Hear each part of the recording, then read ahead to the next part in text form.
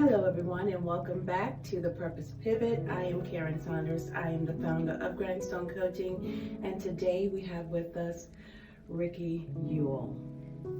Hello. So we're just going to dive right in. Mr. Yule is a very busy man and I don't want to take up much of his time. So for those who don't know you, your full story, if you could just take us back, give us the highlights of your beginnings in New York, which borough you started in and whatnot. Well, I was born in Manhattan, Okay. and it was in the village. At that time, it was the African American predominantly area. It was at St. Vincent Hospitals. As we know, that African Americans did a migration from the village to Harlem. Mm-hmm. And so, as I grew up, I had my mother and father was still very young, and so because of that, my family started off a little shaky. Mm-hmm. My father was from Brooklyn, my mother was from Manhattan. Those are in contrast, that's a very short distance, but in their worlds it was very far. Worlds apart. Much like Boonesboro and Campbell Avenue. You are correct. Okay. The other factor is that how my mother and father met was they were both foster children. And so they were they had a dance at both of them were in like group homes or facilities, right? And the girls and boys made up the dance, and that's how my mother and father met. Kind of funny, but Make it sweet. and so as time passed on, my dad unfortunately spent numerous years in the penitentiary, about 35 years. My mother drifted around. Unfortunately, my mother was mental illness and she had schizophrenia. One of the things that I began to understand later on in life. Yeah. I did not grow up with my mother. I only grew up with my brother. But, I grew up, in the situations, group homes, stuff like that. Having 2 children of my own. I spent numerous years in the military, and then... So let's go back. So you talked about your childhood with your father in and out of prison and your mother with her mental challenges as well. So at what point did you decide to go into the military? So who was that mentor or who was that person that steered you in that direction? Well, I had a foster father. Mm-hmm. I'll mention his name. God rest his soul. His name was David Hagan. David Hagan he played baseball, Negro baseball, under the pseudonym. He didn't play under his name. He also was in the 82nd Airborne Division. What happened is that during that time, the African Americans that were paratroopers, right, their main functions during World War II, main functions was to pick up the white boys. They would die, and they were called grave diggers. So that was one of the things. So picking up fallen white soldiers or getting them out of harm's way? Or both? Picking them up, burying them. Okay. When they jumped in Germany, they were the ones to follow up and pick them up. If not, he was when he was in garrison, he was playing baseball. Okay. And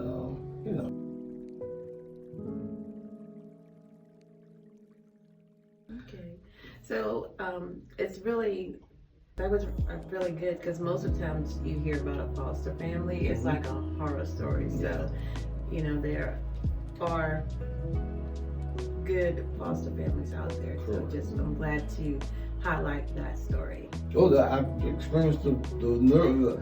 I'm not gonna lie about those too. I had nightmares. You know, I was passed along. Yeah. You know, until I got there, but you know, and I was fortunate that I was there with my brother, so that was a great blessing. Yes. So your foster father, he's the one who encouraged me, taught me. You know, he taught me the prospect of being a great man, not just being a good man, but a great man. One of the other things that he taught me, he came from Goldsboro, North Carolina. I know where that is. Yeah. And so, as you know, Goldsboro had a psychiatric ward there back in the I didn't know 30s and 20s. They used to call it the crazy city. Oh. Because of it was a psychiatric ward there.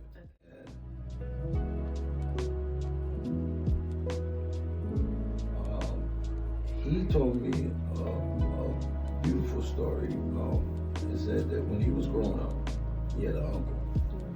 And his uncle was African American and part Indian. He was about 6'5", right? Yeah. And when he went into the town, right, his experience was that he would go into town and the other African Americans would be scared or whatever. He would go in there and he would come through town. And because he was a big man, he never got bothered with white people.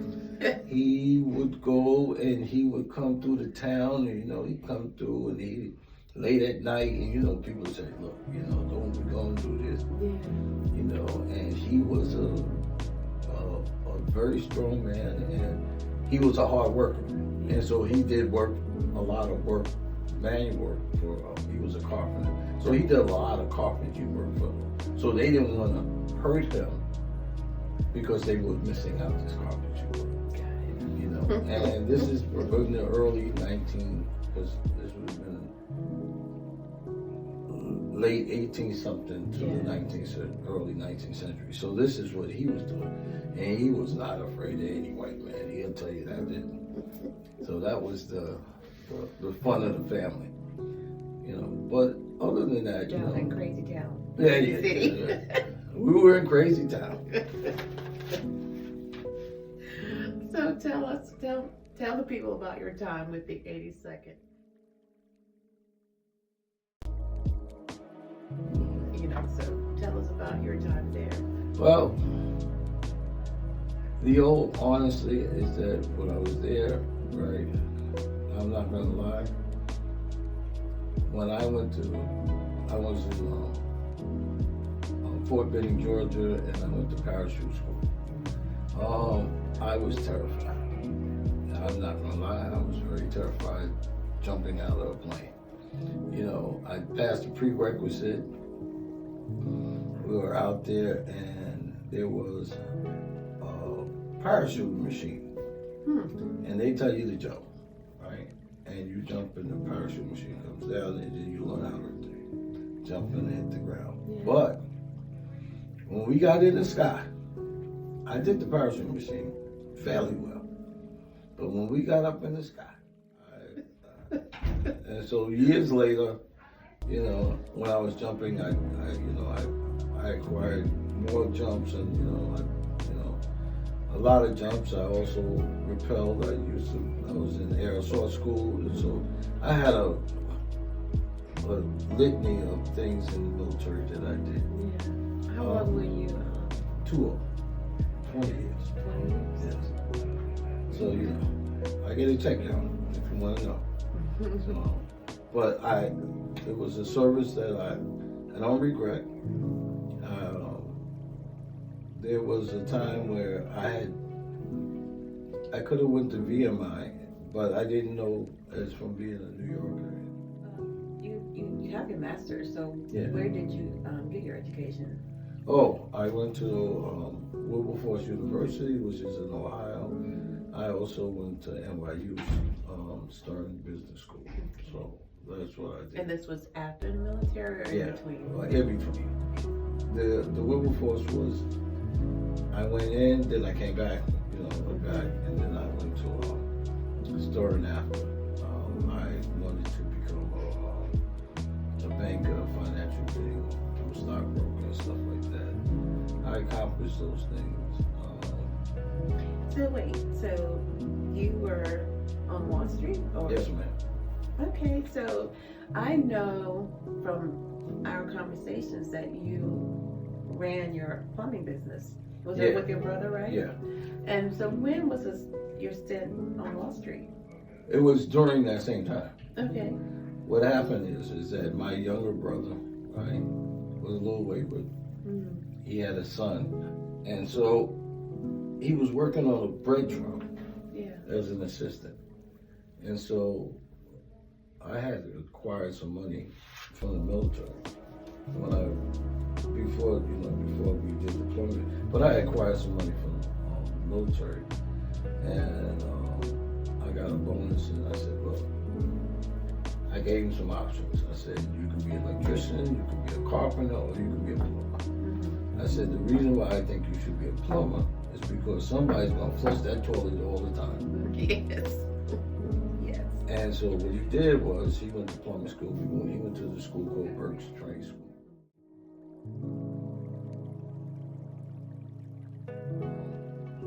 I was just primarily doing finance and stuff like that for him. Mm-hmm. He did all the work.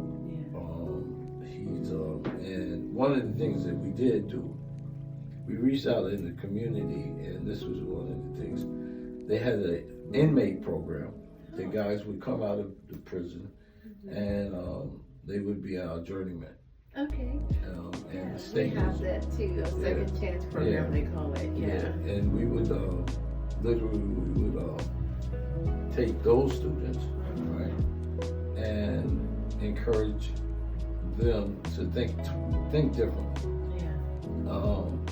One of the reasons why we encouraged that and that program was because we felt like a lot of young men would work for McDonald's or whatever, I don't know, whatever stores, menial labor jobs, right. And they had children. Right. They couldn't afford their children. Mm-hmm. And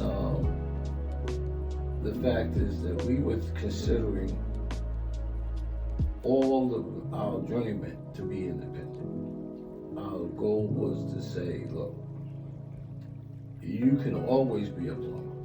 You can go to a job, you can work site, you can do a plumbing job. Mm-hmm. And because of that, right, you don't have to, this is sad to say, but you don't have to have that probation officer harassing you. Yeah. Self-independence, and so that was one of the reasons why we encourage that so much. And yes, that parole system is a whole other conversation. So military and your plumbing business, when did you step away from plumbing? Because we want to figure out, I want people to know how you ended up here in Virginia. Okay, so how about my brother passed away. He got shot. I stayed in New York for some minute, and my current wife, right, I had met when we were very young. She lived in Queens, New York. I was in a boys' home. And so what we did was we met, we knew each other, we broke off, not from relationship, but from friendship. She went this way, I went this way. And life happens, right? Yeah. And we just happened to come to a crossroad, and we met each other, and we kindled. And she said, I was coming to Virginia on a regular for some years, and then finally, after my mother passed, I decided to come to Virginia. So love brought you to Virginia. Yes. So you talked about your military service, your business. I learned a little bit more about you at a Boys and Girls Club event where you were mentoring, I believe. So tell us a little bit about what you do in the community now in your spare time. Well, unfortunately, I was mentoring at the Boys Club, but unfortunately, I got sick, and in the process of that, and I was doing Little League baseball. I'm interested in politics here. The degree, I don't know. I'm not sure. The doctorate is what you're speaking of? Yeah, that's one of the things I'm interested in. I'm interested in starting writing short stories and stuff like that. I'm also interested in politics, but I'm not sure. But my main focus, as I've been here now, is my church community. And that is such a great segue to my next question.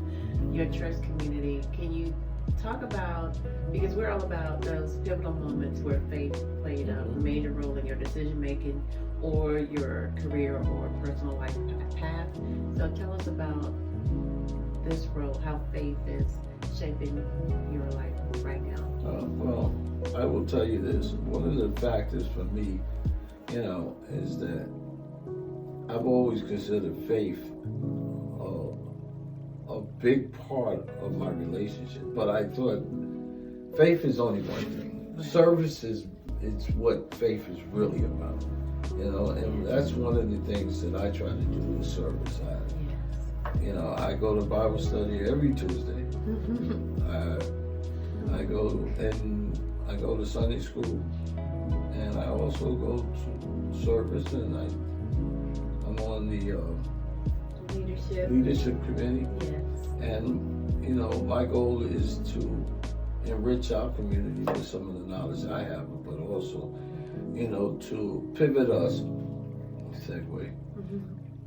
to a greater perspective of reaching out our community a lot more. We'll talk to anybody. I will reach out to anybody. I go to Salvation Army. This Christmas I was at the Salvation Army giving meals. I also go by the Salvation Army sporadically just to, talk and reach out to people. Yeah, encourage them. I believe that community is a real issue that I think that as, a lot of times as a church, I want to, and I say this and I've always said this to many people, right? Yeah. My goal is that I want to die as a righteous man.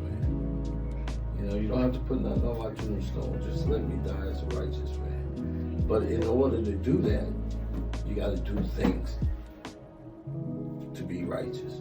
So your faith, like the word says, faith without works is dead. Yes, ma'am. And I love how you wanted to see the church come out of the building and stretch out and reach out those tentacles into the community in ways that we used to do back in the day.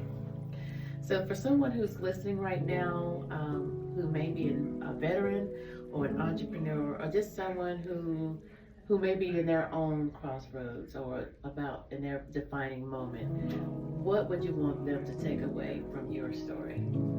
Well, first I want to make it your story, not my story. I love that. And the principle from that is that your story is, your vision. Your vision for today and for tomorrow. You walk through the valley of the shadow of death, but you fear no evil. Yes. And I think that many times when we go through life, we think that going through adversity is the bad part. It's a learning part. It's a learning how to be stronger in your faith. Now, some of us, it's almost like a book. And if you think about a book, right? Yes. Chapter 1 to chapter 2 can be 5 pages or 25 pages. That's a good analogy. And so when we look at it, the movie, right? It only takes an hour. Right. But our lives take forever.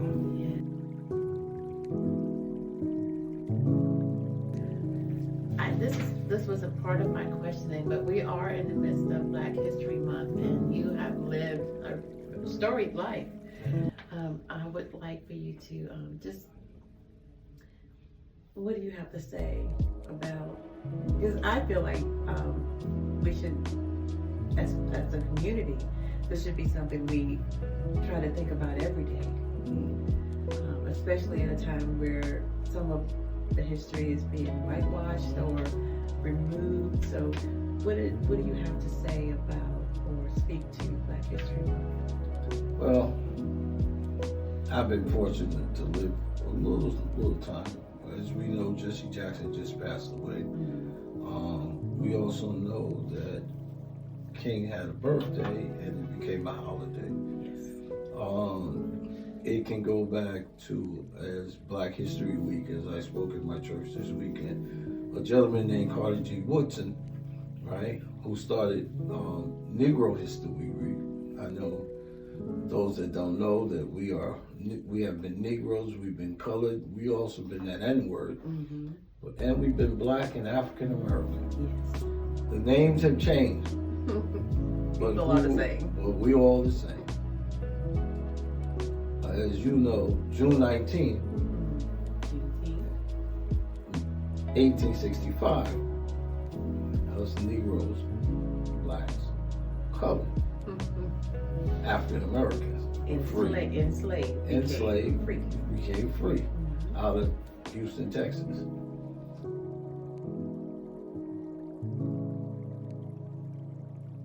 What I know about Black history is that it's a living history. Yeah. And I think that, we leave it in our books because of who we are. We have kept secrets, and one of the things is for us to reveal our history, we must unveil our secrets. And, we're stuck not on change, but we're stuck on ideals. We're stuck not on principles, we're stuck on living out those principles. I was at a service yesterday, and just to tell you, we had an Ash Wednesday service, and the pastor was speaking, and he was looking at us as parishioners and saying, not tell me what you did, because that's great. It's what you're going to do. Yes. The service was really merely to say how to move on, how to get this, right? Let's do more of Jesus like. Let's don't do man's like. Yeah. Let's do Jesus like. Right. What are we doing for our community? How can we help our community as a whole, and what we want to do for our community? Because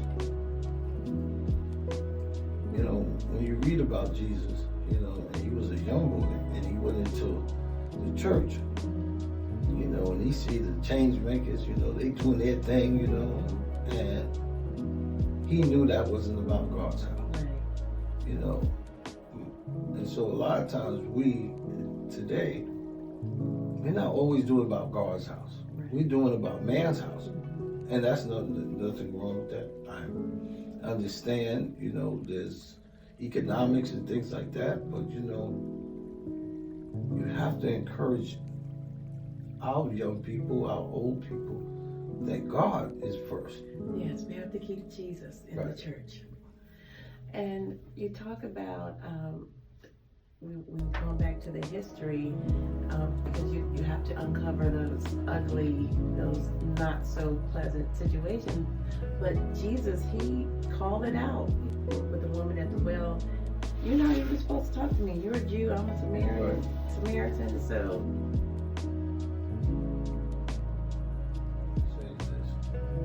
I know that we have well-established leaders, right?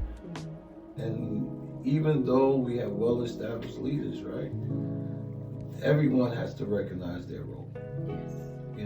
And each of us should determine our roles, whether we're one of the disciples, whether we want to the followers or one of the leaders. Right. You know, we know our roles, but we also have to do our roles within Jesus. Right? Each one of our, whether we're the leader or we're the one in the group or whatever, we all have to go and live by Jesus. You know, if we live by Jesus, right, each of those roles become one. But once we live, some of us are living by man, some of us are living by different fractions of man, you know. Some of us are living by other things other than Jesus. And I think that, you know, if we walk, you know, God said, you know, he used parables, but we have to think of, those things have not changed from Isaiah to now. So we have to ask ourselves, right, are we one with Jesus? And once we find out that we one with Jesus, we're on a straight path. So whether you're a leader or a follower, as long as you're one with Jesus, you're on the right path. Yes, ma'am. Well, any parting words, Brother Ricky? I enjoyed my time with you, Sister Karen, which is also one of my sisters in Christ. She's a remarkable young woman, and you know, she's also a business owner, and she has Christ in her life, you know, and this is why if you get an opportunity, a book is something that you should read. I'm a little nervous. It's the first time on doing this podcast thing, but I think you're doing great. But if you read her book, it will help you and guide you, right, to a greater course of understanding Christ and our Lord, Jesus Savior. Thank you all for joining us here for another installment of The Purpose Pivot. We want to thank Ricky Yule for his time in sharing his life and the things that aided him in his pivot.